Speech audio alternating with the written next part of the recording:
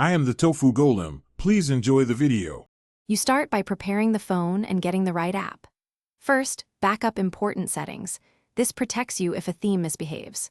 Once done, install a reputable iOS-style notification bar or Control Center app from the Play Store or a trusted APK source. Make sure to grant notification access and overlay permission when the app requests them. This lets the app read and display notifications like the iOS bar. You're now ready to open the app and begin configuration. Once the app is installed, you configure how the bar looks and behaves. Open its theme settings and pick the iOS style, then choose compact or roomy layout depending on screen size. Make sure you also allow any extra permissions it needs, like contacts for app badges or accessibility to intercept gestures. Next, customize quick toggles, the swipe gesture that pulls down the bar, and which status icons display. This is why the app can mimic the exact iOS layout and feel on Android.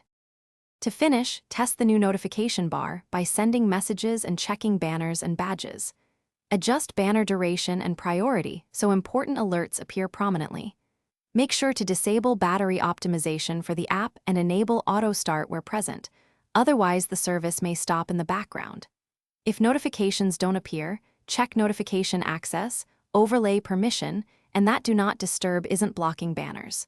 If problems persist, restart the phone and reopen permissions to restore proper behavior. Thanks for watching. Consider subscribing if we helped you today.